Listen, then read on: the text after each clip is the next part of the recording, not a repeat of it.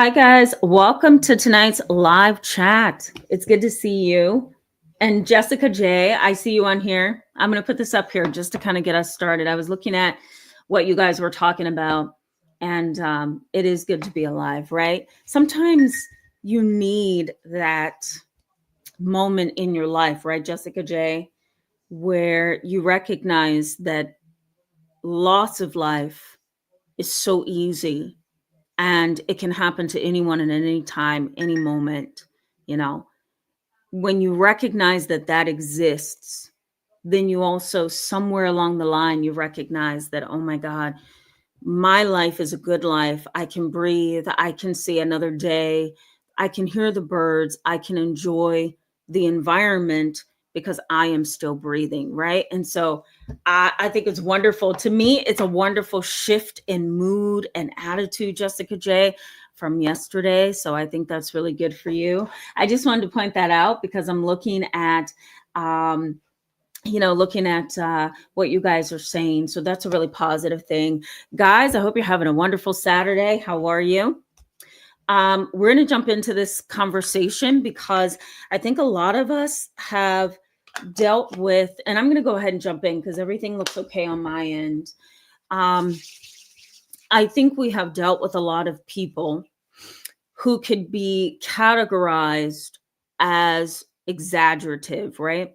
We could even go so far as to say that we may have a few people in our lives that could possibly fit the clinical definition of histrionic, which is a term that identifies a character or a personality who tends to be very dramatic, theatrical, unpredictable, inconsistent. Let me plug in a cord because I see something I need to fix. Hold on, guys.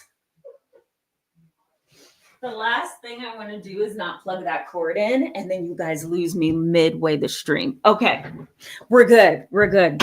Crisis avoided.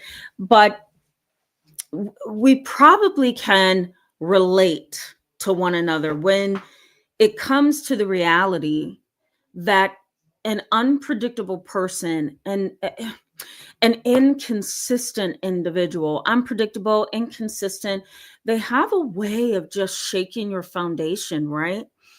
You may be thinking one particular way and you think you're in agreement with the other person and that you guys understand what's going on between you.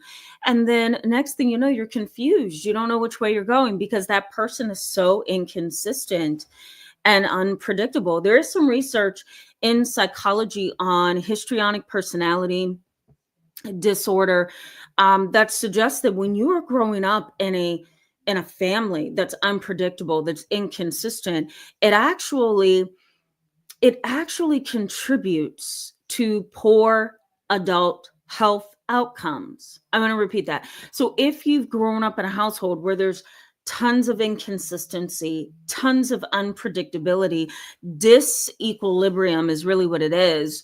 I often use the example of a seesaw, right? Disequilibrium is, this side is up one moment and then we swing back over here and this side is up. Now we're going to go back over here and this side is up, right? There's never an even keel, which is equilibrium. There tends to be a lot of disequilibrium, and research suggests that a perception of having an unpredictable childhood, an inconsistent relationship with a parent, a family member, it can all affect you as an adult, and it leads to poor health outcomes, high blood pressure, development of diabetes, weight gain and obesity. And if we go into the mental health field, we start seeing things like psychosis or schizophrenia, major depressive disorder, generalized anxiety, panic attacks, phobias, and even obsessive compulsive disorder. And let me also mention the personality disorders as well. So, research does highlight that if you have always lived with a person or a family member or a parent who has been inconsistent, unpredictable, it's really difficult to find your foundation. because of how unpredictable and inconsistent they can be. There's a lack of clear organization, and not just your environment is disorganized. No, we're talking about disorganization in your mind, disorganization in your heart, disorganization in the atmosphere, in the environment. It can make it really difficult to deal with people like this, right? And you guys tell me in the chat box, because I see you guys chatting and starting to delve into this topic, but you tell me if you've dealt with somebody like this. Let's say, for example, your father is an individual who is really a sociopath when it comes to the heart of things. He's just cold, callous, unemotional. He's careless. He's kind of clumsy with people's feelings and what people think or believe. He's offensive. He's domineering. He's dominating. He's a very checkered kind of a personality. You have experienced him in a way that makes you just want to stay away from him. Why? Because he has disorganized thoughts. His thoughts are always all over the place. He has disorganized opinions. You can't really figure out what he believes, what he doesn't believe. You don't understand his values. You don't get his morals. You don't get the way that he thinks, right? He's always disorganized in his thoughts. He's also disorganized in his behaviors too. His behaviors are all over the place. 1 minute he's doing that, next minute he's doing that. Or 1 minute he's talking to the neighbor, next minute he's talking against the neighbor. So his behaviors are disorganized. So he's got disorganized thoughts, disorganized behaviors, and we might as well throw in their disorganized feelings, right? You can't kind of nail down what personality or what spectrum your dad is on, or what personality he has, because he's so very disorganized. He may have something that we call labile affect or labile moods. And lability is basically this constant rapid shift in behavior, rapid shifts in what's going through your mind, rapid shifting of emotions as well. And all of these rapid shifts are not like the rest of us out here in the world, guys, where, you can be emotional, you can be reactive, anxiety gets in the way, depression, everyday life can make you shift moods and emotions. We're not talking about that. We're talking about a pathological level of unpredictability, a pathological level of unpredictability and inconsistency. And with people like this, we've got, if we look at what psychology says about lability or emotional lability or a labile affect, we have things like uncontrollable anger. 1 minute they're laughing and the next minute big explosion, and you don't know what that big explosion, where it started. Did I say something wrong? Did I give you a certain look that's not right? Did I, what did I do to cause you to explode as if you were an entire volcano, right? So we have explosivity. There's also uncontrollable laughter, right? There's a piece to that. We're not talking about somebody who just thinks something is funny and it really hits them where it's funny, right? We're not talking about that. We're also not talking about somebody who tends to laugh all the time, right? Because they like to laugh, they like to be lighthearted. No, we're talking about uncontrollable laughter and inappropriate laughter, laughing at a funeral, right? Laughing at a crime scene, smiling and laughing while talking about suicide or homicide, right? So that kind of instability. There's also low frustration tolerance with people who have emotional lability or labile affect. There's low tolerance. You don't know what's going to hit that ignite button. All you know is that this is an unpredictable person who is inconsistent, and you are clearly walking on eggshells, right? And you don't want to hit the wrong button, because that means that you're going to be on the line, right? And these kind of people love to retaliate. They love to retaliate. They're going to either retaliate in a way that you're going to notice it, right? I'm going to talk about you. I'm going to spread gossip and rumors. I'm going to ensure that you get fired. I'm going to tell all the neighbors about you. Or they can do it in a way that is not very obvious. They could be very passive aggressive, where they write letters to your boss or send an email, right, in hopes that your boss checks that email. Or they may text you under various names online on your social media to see if they can still somehow get into your brain and into your mind. Have you seen internet trolls like that? They're trolls because they're not smart enough to say different things. They sometimes, and this is backed by research as well, guys, sometimes trolls online, they think that they are looking different or appearing different, but if you just look at them and what they're saying, right, you can find some similarities. You don't like the way that I say something, right? The next, attempt at trolling is the same thing. Why do you say A, B, and C? The troll may say, right? And then the next thing you get, which is probably going to be under another name, they could also say, why do you pronounce it that way? Or why do you say it that way? Right? So there's always a common theme somewhere in a troll's path of destruction, if you will. You may also get trolling on your personal pages like Facebook, right? If you're a Facebooker, I'm not, but you most likely can get, let's say, a family member, a friend, whoever's unpredictable and inconsistent and angry with you and coming against you. You can very well get messages under different names sent to your Facebook, sent to your Instagram, whatever social media platform that you're on. The individual engages in a series of inappropriate behaviors. That's the point here that I'm trying to make. They have inappropriate behavior, inappropriate responses. They are often the kind of individuals who look for some reason to explode. And you could just say hello and the person explodes like a volcano, right? Again, they have rapid, unpredictable shifts in mood. So you don't know what not to say, what to say, how much of something to say or not say, right? And it really makes life really difficult. There's actually a ton of research. Well, there's a growing body of research that focuses on the idea of walking on eggshells and literally what that means. And some of the research, I'll post it in the description box for you once we log off. But one research study that I found discussed what walking on eggshells literally means. And that is really, the act of trying not to cause the other person to explode, but it's also having some kind of intuitive feeling that there's a presence of uncertainty and exaggeration and instability at the seat of that person's personality. Let me go back over that because there was a lot that I said. When you are walking on eggshells, it's not just knowing that the person blows up, is unpredictable, that is, inconsistent how they respond to things. It's not just that. It's also knowing within yourself intuitively that this person is a hothead or a volcano. There's uncertainty here, right? I don't know what your reaction is going to be from this moment to that moment, right?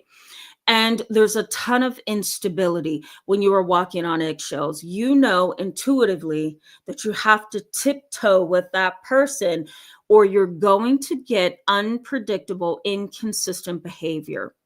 And that could be anger, it could be crying, it could be dissatisfaction, it could be jealousy and envy, it could be any emotion. You don't want to have to deal with it, right? So you walk on eggshells, but those eggshells also tells you that this person is unstable because you can sense intuitively that there's an uncertainty, there's an instability, and there's a very explosive reaction somewhere deep down in there, and you don't want to hit that, right? We sometimes call emotional labile exaggerated emotional displays, exaggerated emotional displays. A person who is unpredictable and inconsistent can oftentimes be very emotional, almost like a histrionic personality disorder. You guys know what that is, right? Histrionic personality disorder is a personality disorder that is in cluster B. Cluster B is the category of personalities like narcissism and borderline, and I'm trying to think of the other ones, histrionic personality. The cluster B category is emotional, erratic, dramatic, right? And there's this intense foundation of emotion. When you're dealing with somebody who's histrionic, you're dealing with theatrics, shallow crying and shallow emotions, right? There's no depth to how this unpredictable and inconsistent person behaves, right? You also get theatrics. Sometimes it can almost feel like the person is on a stage acting, that they are playing a part, playing a role. I had an experience with 3 clients within the past 16 years of my career. I'll give you a personal and professional example. I've had 3 clients over the 16 years of my career with histrionic personality. The first time I was young and inexperienced and didn't know what I was involved in. Nobody warned me. Nobody said, "Hey, Tamara, don't take on that client because they're a little bit, they're a little bit much. You're not quite ready for this." I was actually doing my internship for my graduate program, and I was placed in a hospital environment, serving children and teens and families, and teaching them and treating them. We're teaching them about suicidal thoughts and self-injurious behaviors, but also teaching them about the risk factors and the dynamics within a family that causes suicidal behavior and self-injurious behaviors. So I was really young. I had to be maybe 24, 25, just really trying to get a feel for how does all these years of education that I've been in, now I'm in my internship, and what does this actually mean to look at it? So there was a huge disconnect for me between my classes and the real world. And so my internship took me on a whole trip, guys. Maybe one day I'll share it with you. But I do remember treating this young lady. She came in, she sat down before me. My supervisor was sitting next to me because, again, I'm an intern. She's trying to help me learn skills and how to ask the appropriate questions and what to look for. So I sit down, this young lady, she's 15 years old, very self-injurious. She had shallow cuts all down her neck, all over her chest, all the way down her left and right arms. So if you can imagine, it almost looked like I was looking at a zebra, right? Because what she would do is she would take her long nails, which were false, she'd clip them, and then she would scratch here and scratch there and scratch here, and then go all down her arm, right? So she had a variety of scratches all over her body. I asked her during the 4th session, what does she believe were the triggers to her self-injurious behavior?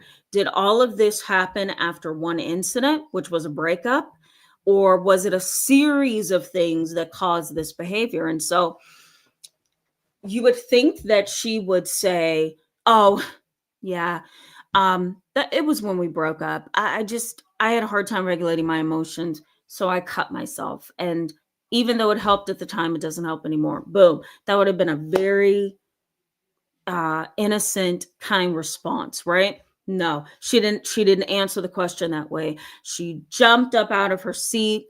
She went over to the door. My supervisor said, "Where are you going?" And she pushes my supervisor and she nudges me out of the way. And I'm just standing back like, what is getting ready to happen? And I reach under the desk. I hit the crisis support button under the desk. Crisis team came in. Security guard came in. She tried to punch a male therapist that was there to help me and my supervisor. And he ended up having to grab her by her wrists and hold her still. Security took her and tried to remove her from the room. She spit on him. She started cussing and screaming and trying to further self-harm. She had long nails, so she was trying to further scratch all the wounds that are already on her body. Then she tried to kick me, tried to lunge at me, and it was just an entire mess. One simple question led to a complete disregard for the rights, the safety of others. And I didn't forget it. That was a traumatic experience as an intern. And I remember having several meetings with my supervisor at the time. I'm trying to figure out, as a very young me, what just happened. And I had to understand over time that it wasn't necessarily the question of Do you know what the trigger is for your self-harm? It was the simple fact that this young lady had a series of behaviors that could categorize her as having a personality disorder, a histrionic personality. It's from 0 to literally 300. And the unpredictability is what makes it scarier, because that same young lady was technically discharged because she created a lot of heartache, a lot of pain. She tore up the entire interview room. Okay. Tore up some papers, some notes, I mean, she was a wreck. The behavior was disproportionate to the trigger. The behavior and the emotional expression was disproportionate to the trigger. This young lady was discharged, but believe it or not, guys, I ended up seeing her again as I'm walking to my vehicle after going on to another job. It was 3 years later, and I worked in a group private practice at the time, and I ended up walking by her on the street. We looked at each other. She says, "Miss Tamara, I remember you." And I said, "Oh, I'm sorry, I don't remember you." I was lying, but I'm like, "Oh, I don't remember you." And so she says, "Remember, I was the one that tore up the entire interview room?" I says, "Oh yeah, how can I forget that? How are you?" And we start talking, and she seems so very calm and focused and together, and right, but deep down I could sense in talking to her that I'm walking on eggshells with this personality, because she's unpredictable, she's inconsistent, which she had been over the series of sessions we had together before she tore up the entire room. She's very inconsistent, she's very unpredictable, and she has a real problem with accountability, and it stirred her erratic behavior, right? And the behavior can be very rapidly shifting, from "I'm sorry" to now I'm back to being angry, to now I want to hurt somebody, to now I want to hurt myself. And it's too much, right? And so a histrionic personality is kind of like that. They're attention seeking, they draw you in, they pull on you, they cause you to walk on eggshells, they have rapid shifting emotions and thoughts and behaviors. They tend to have sometimes inappropriately sexual behavior. They are very flirtatious at times when they need to use it, or they want to use it to their benefit.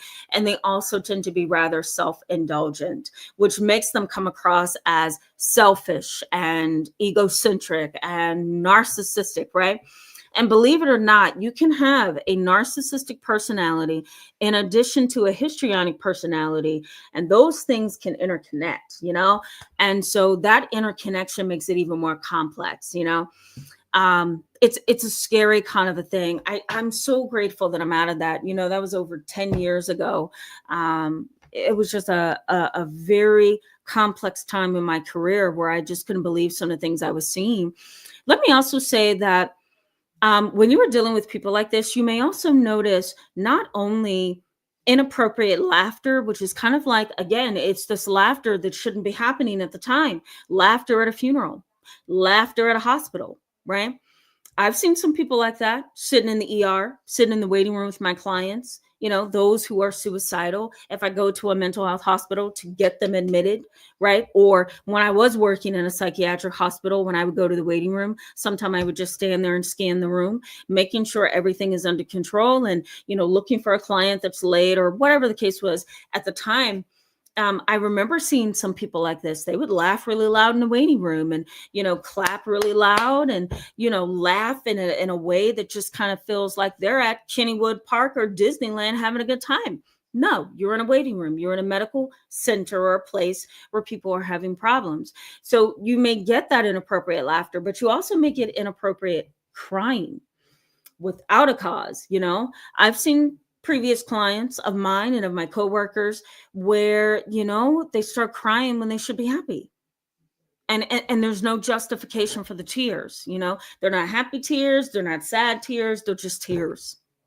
And sometimes you may get from these individuals a answer. I'll put it that way. I was going to say a reaction, but an answer that doesn't make sense. You may have a very narcissistic mother that, likes to dominate and stay in control, and she doesn't want anybody else to have the control of the room but her.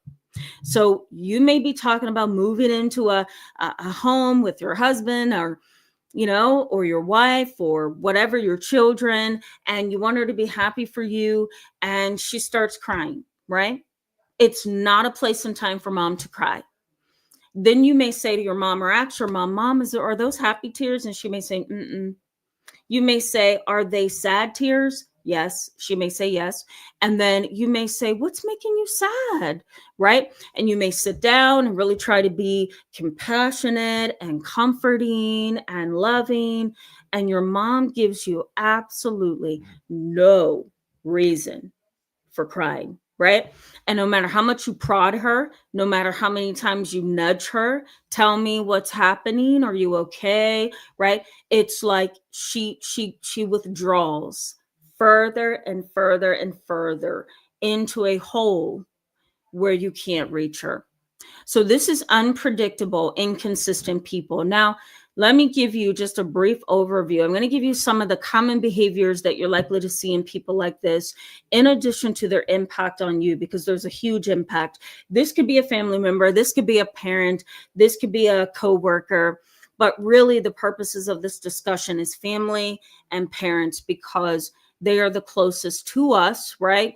And they have the most impact on us. Let me turn my heat off, guys. I do this every live chat, don't I? I need to put a sticky note on my desk that says turn the heat off prior to getting on YouTube. Okay, so that's what we're going to talk about tonight. If you're looking for a diagnostic label for this kind of character, this type of behavior, we're going to say histrionic personality. We can also say borderline personality that's untreated, right? We can also say an individual who has obsessive compulsive personality disorder. If you guys aren't familiar with that, let me know. I will break that down. But the label that we're really talking about tonight is the unpredictable, erratic, inconsistent behavior of somebody in your world, a family member, a parent, a sibling, right? And we can label it histrionic. We can also throw some borderline personality pieces in there as well. Okay. Okay, let me go to the chat box, guys, and get us up of water. I also see you there, Michelle Lynn. I'm going to put you up here. Hi, Michelle Lynn. Good to see you. Always glad to see you in the live chat. Yes, I hope. Oh, thank you so much. I really appreciate that. Thank you. Michelle Lynn says this is going to be good. Yeah, I hope, right? Don't you have those people in your world? You're like, do you really have to act this way? I've had family members like that. When I was an adolescent and I was really engaged with my extended family, sometimes they would act out, whoever it was that I was around. And I would literally just be like, do you have to act this way? Can't you just be quiet? Or sometimes even in a public place, like my extended family like to go out and eat. Let me eat a sip of water, guys. Excuse me. My extended family used to love to go out and eat. And I don't mean once a week. I don't mean 2 times a week. Every day, guys, every day. And when I would be with them, I would feel like, why can't you just cook a dinner at home? It's safer anyway. Why are you going out to eat every night? You know what I mean? And so, okay, they drug me along with them. But when we got to the restaurant, guys, loud, singing, laughing loud, being the loudest table in the restaurant. And I remember just kind of like sinking down in my chair thinking, I will never come back. This is my last time with this, because there's always noise. You know what I mean? So we're going to talk about those kind of people tonight. They're not all bad, but they're unpredictable and inconsistent. And that can lead to a lot of psychological and emotional distress. Right, guys? Ellie Wynn, hello and welcome. Good to see you. Yeah, you're welcome. And thank you for being here tonight. Jessica J, hello and welcome. Good to see you tonight. All right, I'm going to skim over some of this because you guys were having a very good conversation at the beginning. Nancy R, good to see you back tonight. Hello and welcome. Okay, looking for comments. Ask the Edge. Hello and welcome. Good to see you back tonight. Anthony Incognito. Hello. Thank you for that. Hope you're doing well. Simply Sadia. Hello and welcome. Good to see you tonight. Hopefully I'm saying that correctly. Figure it out. Hello and welcome. I like that. And welcome to the channel. I don't remember seeing you before, so welcome. All right, we have Gary Bennett. Hello and welcome. Good to see you. MS, good to see you as well. Welcome back. Yeah, you're welcome. MS says, thank you for everything. Your help is immeasurable. Wow. Now that the trauma has been resolved, it's apparent that I'm the only person in my family who thinks it's not okay to forge people's signature on documents. Okay, that is kind of funny. MS, well, first of all, thank you so much for that. The word that I'm looking for, that honor, that's so sweet and so humbling to hear that. So thank you. The other piece of this is if they think it's okay to forge signatures, you probably should Google the consequences of forgery. I would just send it to them, to be very honest.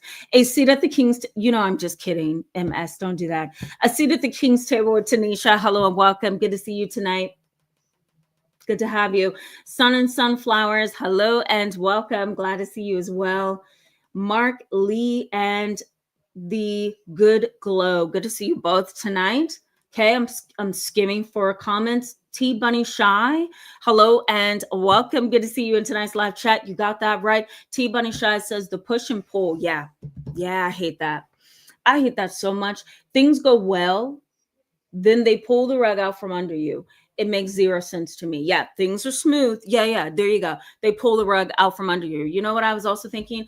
I was also thinking they do the push and pull kind of a demeanor where they look like they're for you and the next minute they're not. They look like they love you. The next minute they don't look like they love you, right? And it's kind of like that, do you see me or do you not see me kind of disposition.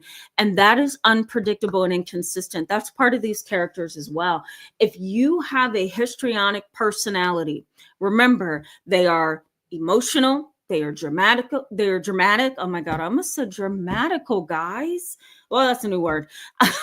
They're very dramatic. They tend to be self-indulgent. They are, flirtatious sometimes, inappropriately sexual sometimes. Remember, they're overreactive, they're uncertain. All of those things kind of goes along with the push and pull kind of mentality because that is how they live their lives every day, right? And sometimes they give a little so they can go ahead and press on you and get more out of you, So it's a very scary kind of a seesaw. And that is what I called at the beginning of the live chat tonight, disequilibrium. It's disequilibrium. It's like a seesaw, right? Nothing can be balanced because they are so dysregulated, right?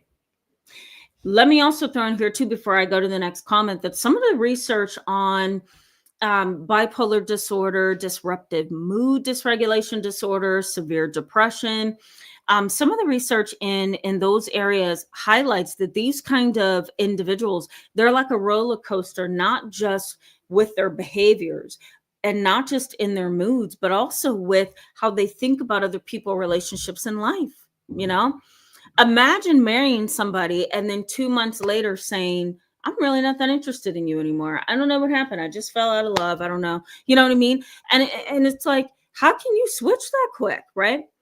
Imagine those people who get into one relationship after the next, after the next, after the next. It's like, how does your heart tolerate that? You know what I mean? And so these are also unpredictable behaviors.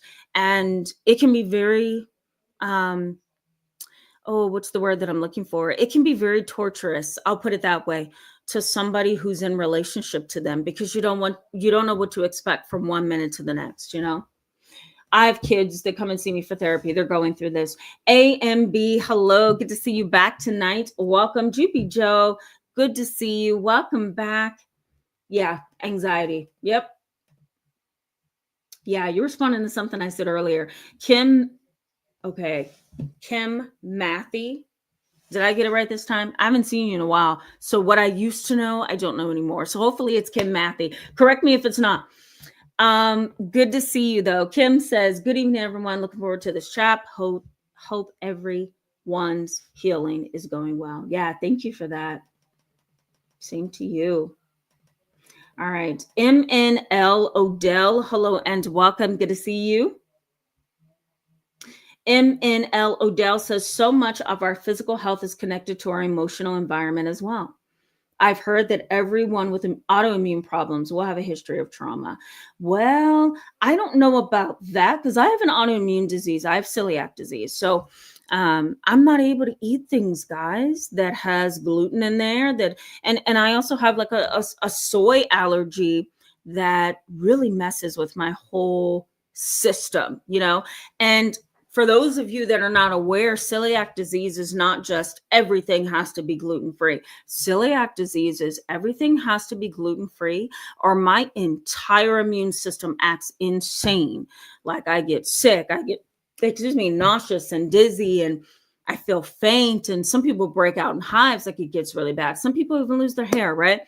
So you're right, MNL Odell, that there's some connection between autoimmune diseases and psychiatric health and trauma, but not for everyone that has an autoimmune disease. 1 second, guys.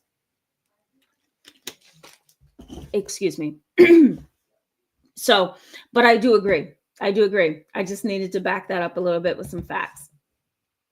Okay. Bear with me as I go along here. Give it a think. Hello and welcome. Good to see you back tonight. Give it a think says they do seem to love to retaliate, even to live. Oh, even to live to retaliate for imagined slights. Even it's gross. Yeah, I totally get you. It is. Sometimes they will just live life just to retaliate. Keep in mind that people who are unpredictable and inconsistent, they are also sometimes unpredictable and inconsistent when they attempt to retaliate. They're also unpredictable and inconsistent when they are in relationship with you, right? So their reaction, their retaliation may seem inconsistent or unpredictable as well. And a lot of these people, I had to look at your comment to get the rest of what I was going to say. Give it a think. A lot of people who are like that, they want to retaliate. They're not always, what's the word? They're not always able to manage their very fragile ego, And so because of that, they feel that it is a part of their identity for them to have to get back at you, right? Because whatever slight they feel that they have experienced, their goal is to come back at you because they have a very fragile ego. Not so much because they want revenge, but more so because they are very emotionally unstable, right? So they are labile in their emotion, in their mood. They're switchable, they're unpredictable, they're inconsistent, but they also have a very fragile ego. And they're not very knowledgeable or educated about how to deal with things appropriately. So, that's something to kind of keep in mind there, guys. Okay. Gary Bennett says, an inappropriate laughter is someone who has no compassion or understanding of reality. It is also someone who knows they are guilty, but simply don't care. It can be that. It can be that. If we're talking about unpredictable, inconsistent kind of a mood or kind of a disposition, right, that it isn't always this, right, Gary? But it isn't always somebody who doesn't understand or somebody who's not in reality, right? It can be in some situations, but in other cases, it really is a labile affect. It's that unpredictable, rapid shift in behavior and mood. There's also something called the pseudo-Bulbar effect. Have you ever heard of that?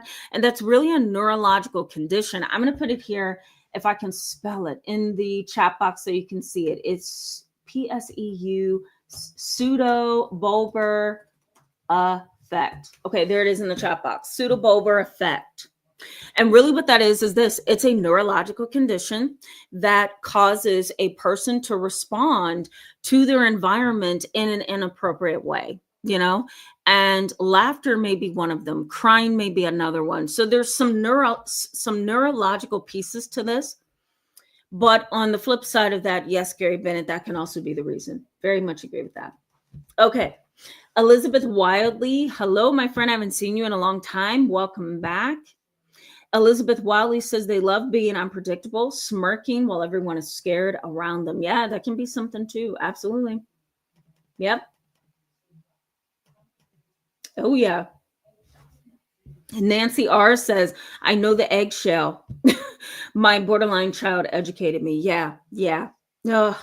It's hard having a mother who has really untreated borderline personality. And it's even harder to have a child who has untreated borderline personality because you're going to get a range of emotions and mindsets and behaviors, and sometimes, again, the reaction of the person is disproportionate to the trigger. The trigger is small, but the reaction is really big and really major, and that can be really hard to deal with, can't it, Nancy? I know you know what I mean. The Good Glow says, my mom got kicked out of a relative's speech impediment. Oh, sorry. I'm going to reread that. But let me start that over. My mom got a kick out of a relative's speech impediment. And whenever there was an audience, she made sure to make fun of him to the point she would fall to her knees laughing. Yeah, that's not, no. She's going to be sorry she did that. Somebody may do it to her. I really do believe in the you reap what you sow. So that'll come back to her at some point. Laura Fit, hello and welcome. Good to see you. All right, let me keep moving, guys. I'm looking for comments before I go back to the content. Tayanne Smith, hello and welcome. Good evening to you. Good to see you. Okay. Bo, hello and welcome. Good to see you in tonight's live chat.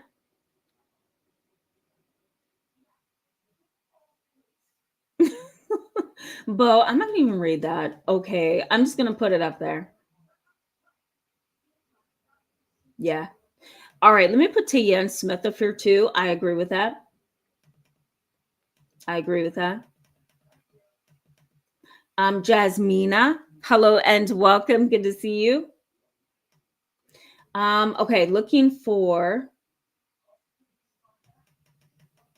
comments. Okay, here we go. Looking for comments before I go back to the content. Breezy, I can work things out. Hello and welcome. Good to see you in tonight's live chat.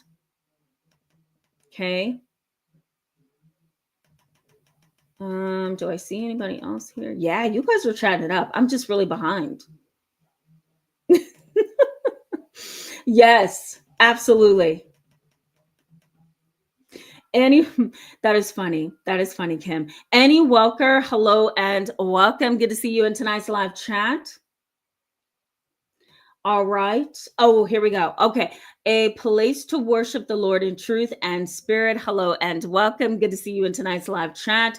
A place to worship the Lord in truth and spirit says, hi, Tamara. What about the narc sibling that stalks you on social media platform? Yeah, that's a problem too, right? They can be very unpredictable and inconsistent. They can also have, these intense emotions where the only way that they know how to deal with those emotions and the dysregulation is to go on social media. I'm actually going to get back into the content on your comment.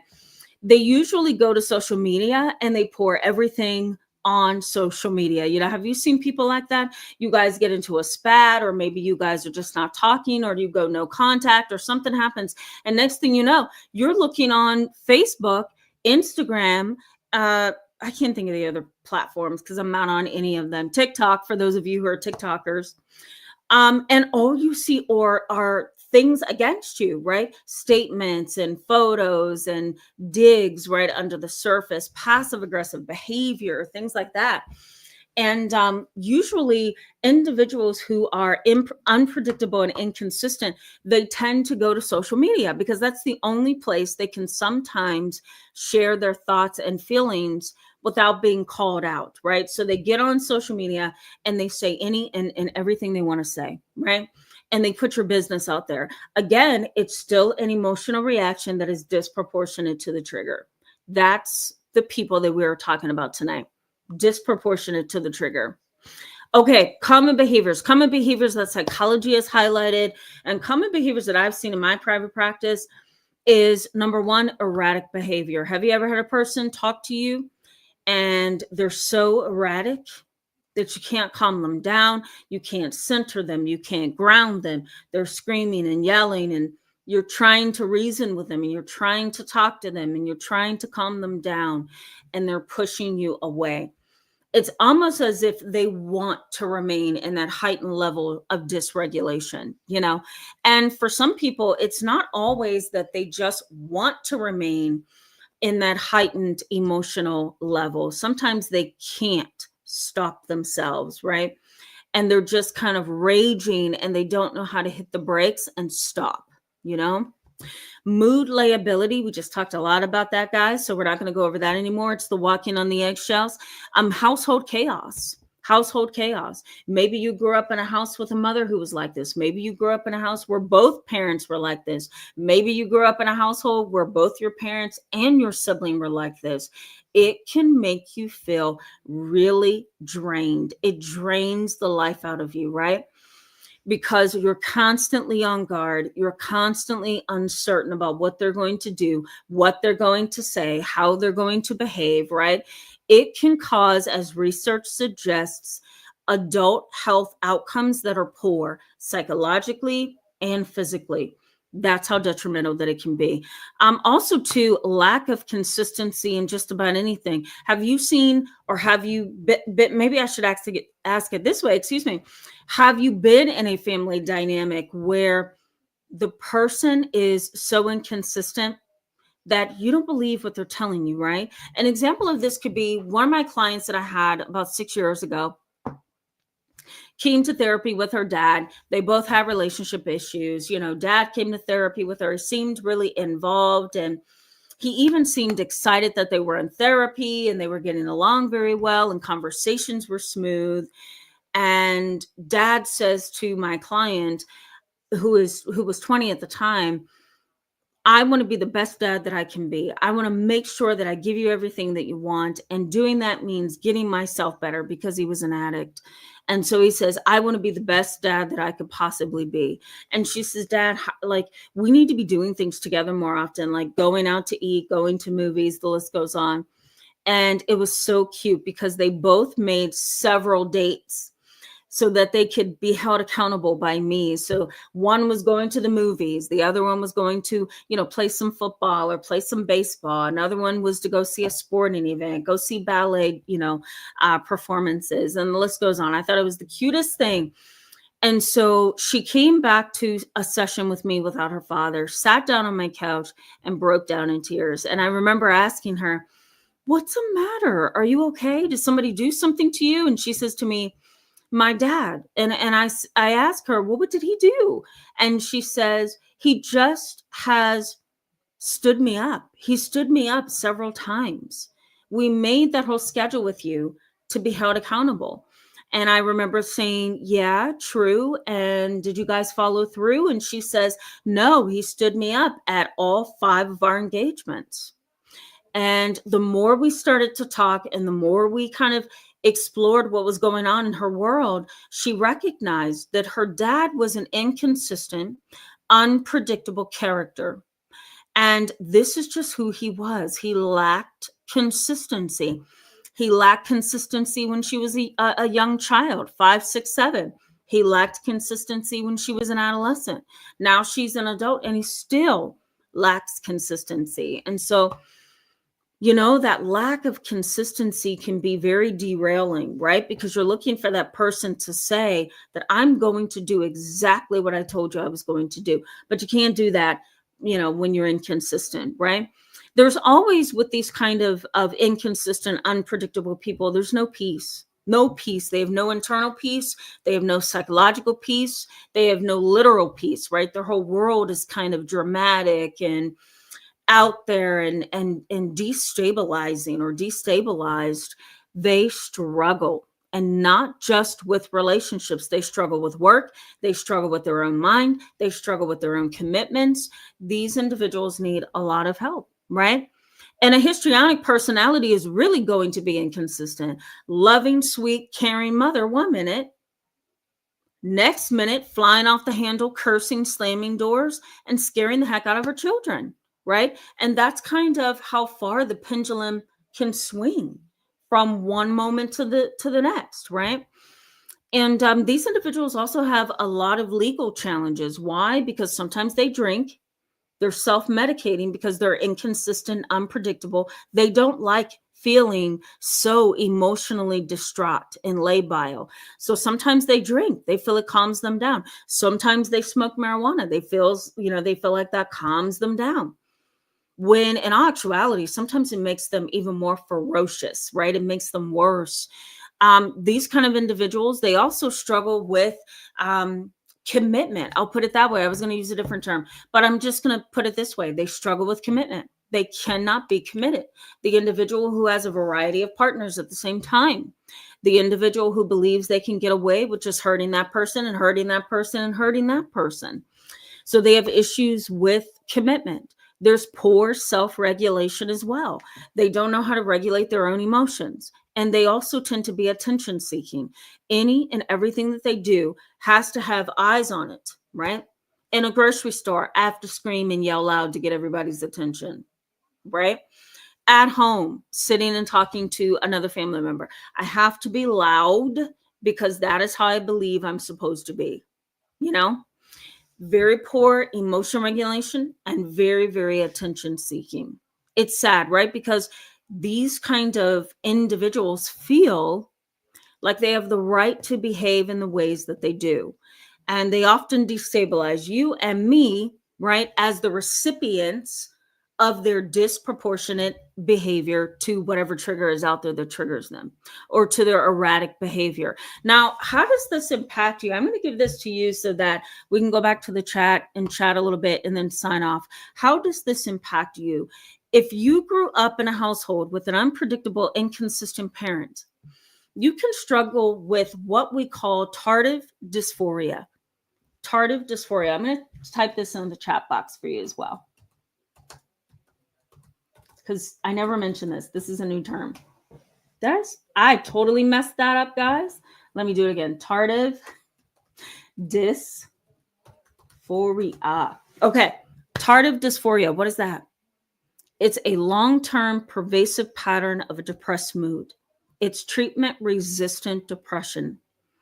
Growing up in a family or in a household with somebody who is unpredictable, inconsistent, exaggerative, theatrical, attention seeking, rapid shifts in mood, thoughts, and behaviors, uncontrollable behavior, right? They go from 0 to 1,000. We're not saying 0 to 100, 0 to 1,000, right? They tend to be very much a roller coaster. And you can see them just kind of getting upset when you are challenging them or trying to have a conversation with them or trying to ask a question. They have this really big reaction to something that is really this small. You can develop over time as a consequence of being in an environment with this kind of a person, tardive dysphoria, this very treatment-resistant depression that is under the surface. It's pervasive, it's chronic, and it's long-term. It is hard to shake it. You may also have challenges with forging or forming relationships with other people, because if you have an unpredictable, inconsistent parent, you don't know how they're going to be with somebody that you like. You don't know how they're going to be when it comes to your husband, right? Or your wife. Let's say you're involved with somebody, you may say, you know what, I'd rather just break this off because I know my mother, I know my sibling, I know my grandmother is not going to approve of this. And they're going to have a really intense emotional reaction. So I'm just going to say, I'm sorry, I can't go any further with you, right? And I've had clients to do that. Mom is histrionic. Mom exaggerates. She's theatrical. She's attention seeking. She flies off the handle. She's very aggressive, right? These are all negative things to be. And she's not easy to talk to, because if I say the wrong thing, she's going to break down in tears and start a pity party. Or she's going to break down in tears and then get ferociously angry and explode onto everybody. And now we have to deal with a raging mother in the house, right? So what my client did, my previous client did, is she broke off every single relationship she had or could have had. She even had a relationship with a famous football player in the area, and I thought they were the cutest couple. He seemed very calm, cool, and collected and mature. She was mature. I thought, what a cute couple. She broke it off. Why did she break it off? My mother's not going to be okay with him, and I know she's going to put me out of the house. She's going to stop, doing A, B, and C because she doesn't approve of him. And, I asked her, is there anything that she won't approve of? He seems like a very decent young man. And she's like, just existing in my world. She's not going to approve of that. So she broke it off. It was a very sad thing, right? But when you have these kind of people in your family, sometimes it's easier to just go around that burning bush than to engage with it, right? So tardive dysphoria is something that you can experience. You can also experience, right, challenges forming and developing and maintaining relationships. The other thing is these kind of parents, I'll just say parents, I won't say family, but these kind of parents often see their adult children as an extension of them, an extension of them. In other words, you are an extension of me. So you have to do things the way that I want you to do them. So they get very controlling and dominating. You have to do things this way because you're an extension of me. Not, I had you and I really encourage you to do good things. That's not it. It's, I've had you and you are literally my right arm and literally my left arm. And so I need you to do A, B, and C in a way that reflects positively on me. And that is slightly narcissistic, right? But it can also be a histrionic personality trait as well, Role confusion. You can experience what we call role confusion and role reversal. Role confusion is, I don't know who I am and I have no identity because this exaggerative, unpredictable, inconsistent person has confused my heart and mind so much that I don't even know who I am anymore, right? So that's role confusion. Role reversal would be, this is my unpredictable, inconsistent mother. And I've had to pay her bills. I've had to take her to her doctor's appointments. I've had to make sure she had food in the home. I had to drive her from this place to that place, right? So role reversal. I am now the parent of my mother because my mother is unpredictable, inconsistent, and immature. And so there's a role reversal going on here, You may also find yourself kind of in a place where you've digested a fear of disappointing others. It becomes an internalized piece of your identity that you have a fear of disappointing others. Why? Because you know that if you disappoint the unpredictable, inconsistent person, something bad is going to happen, right? And so you kind of learn over time that if I disappoint you, then down the line, I'm going to be made to be upset. I'm going to be harmed in some way. You're not going to want to be in a relationship with me. Like, there's a consequence to disappointing that person, right? So you kind of digest that. There's also a blurring of the lines, or a blurring of the boundary, or boundary blurring, however you want to put it. With a person like this, sometimes you have to step up and be the mature one because the inconsistent, unpredictable one is immature. So boundaries get kind of blurred or they kind of get mulled over, right? And lastly, in this category is personality dysphoria or an identity crisis. I really don't know who I am, and I don't know who I am, and I don't know what my personality is because I've allowed this person so much room in my mind, so much room in my heart.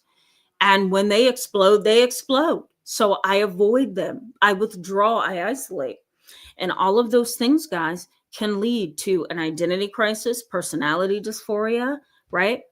It's kind of interesting how unpredictable, inconsistent people can set you on a path that just feels unrecognizable. It feels kind of, what's the word? Destructive at times. It can put you in a mindset of where in the world am I going in my world, right? And I often encourage my clients when they're connected to unpredictable, inconsistent people, cut off their interactions from you sometimes so that you can get on a better road and feel sturdy and consistent in your own life. All right, guys, that's all I got for today. Let's go back to the chat box. I'm going to engage you guys a little bit, and then we can definitely wrap up. Okay, let me keep going through here. Ronald Zion, hello and welcome. Good to see you in tonight's live chat. We're on our way to wrap up here in a little bit.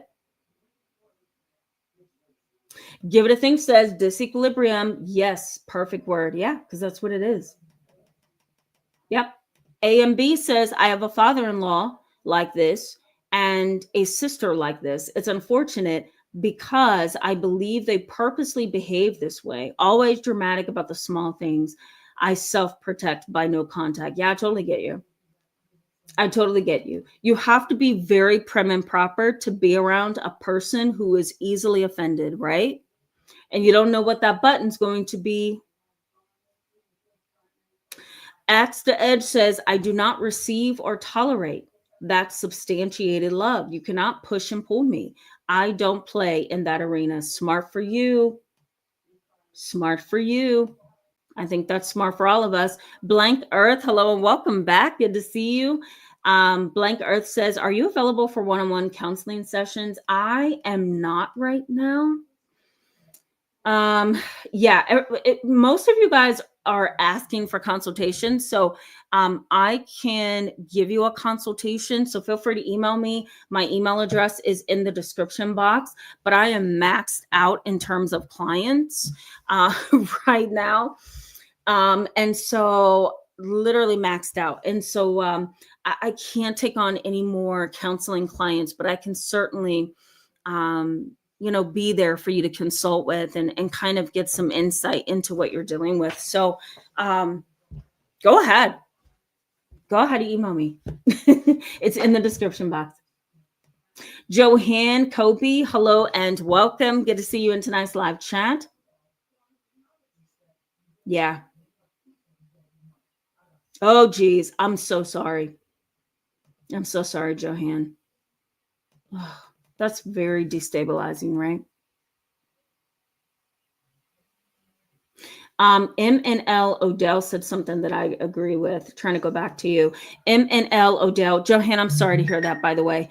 MNL Odell says it would be good if there were some strategy for living with their changing moods. You can avoid the neighbors sometimes, but family. Yeah, I know, right? Right? We can talk about that. We can talk about that on this channel if you want to at some point. Yeah. Thanks, guys, for showing me love and compassion about my diagnosis of celiac disease. Yeah, I was diagnosed in 2020 around COVID time. I had COVID, and then I had a ton of intestinal issues, and then I had to go see a gastroenterologist who said, you know what, your blood work came back and you have celiac disease. And so my life has not been the same since. So, yeah. Me too, Juby Joe. Me too. Okay. Leslie A, hello and welcome. Good to see you in tonight's live chat. Okay. Bear with me, guys. Maria C, hello and welcome. Good to see you. Maria C says, I'm loving your channel and your work. Thank you so much. And I'm a fellow therapist, so please don't take this too harshly. Okay. Where's your other statement? Did you complete that, Maria C? Maybe you didn't. I don't know. But thank you so much for your support and for loving my channel and my work. Thank you. Fairy Girl, hello and welcome, my friend. Always good to see you. Okay, bear with me. Sasha, hello and welcome. Glad to see you back tonight. Sasha says, thank you so much for your videos. You're welcome. What you are talking about is going on at this current moment with my ex-husband. Yep. I'm sorry you have to go through that. Force of Living, good to see you if I haven't said so already.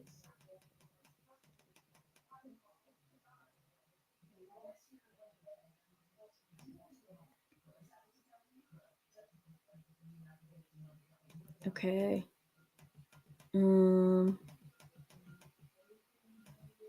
Okay, bear with me, guys. What? Can a female contact? Okay, I'm reading the comment because I'm trying to make sure it's appropriate before I put it up on the screen.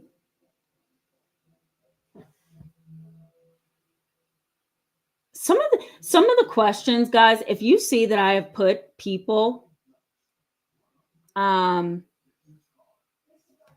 timeout, that's because their questions and comments are not making sense. Or they're saying something that can impact people in a negative way. So bear with me, guys. Nancy R, love spending time with all of you. Thank you for saying that. That's so sweet. Okay, I'm just trying to get some final comments. Jeremy Robinson, Twitter. Thank you for that. Yes. Yes, good to see you, Jeremy Robinson. Just Kendra, good to see you as well. Just Kendra says, I have a sister who copies everything I do in my 50s. I cannot enjoy hobbies or play my instruments in her presence. Oh, wow. Let her copy you, Just Kendra. You know, let her copy you. Let her copy you. But you're the one and only Kendra. Or Just Kendra. Dawn One, hello and welcome. Good to see you. Glad to see you back. Thank you for that. Okay, guys, looking for more comments. Bear with me.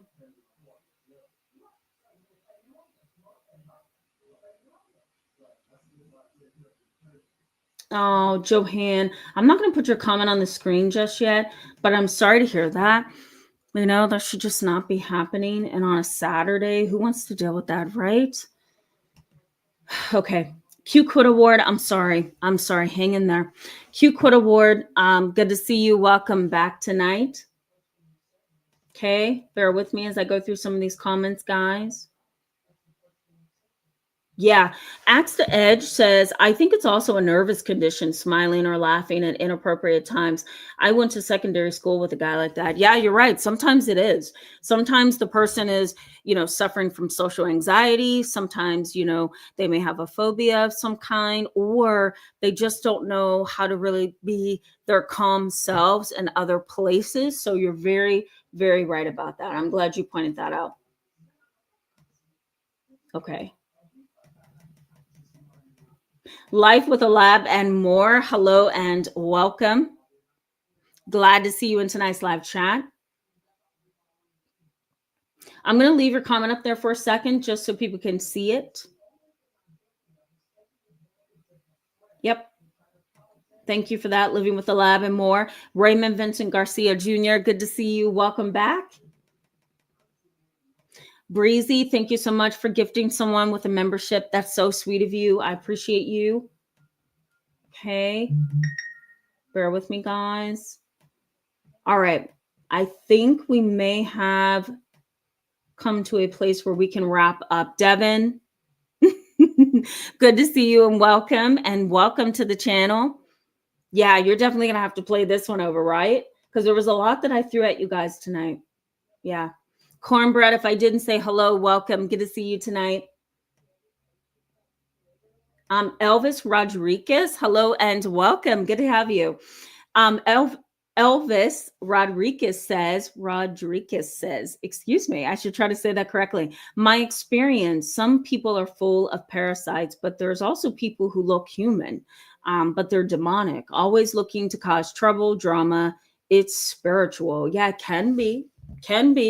And I have studied phenomenology in the past. I have studied existentialism, philosophy. And you're right, there are some theories around that. I wouldn't scoff at that at all. Those who may be like, I don't believe that. Well, you don't really know all the research, right? So I don't disagree. And sometimes it is spiritual. Sometimes it is deeper than what meets the eye, right? I very much agree with that. Aiden Buford, hello and welcome. Good to see you tonight.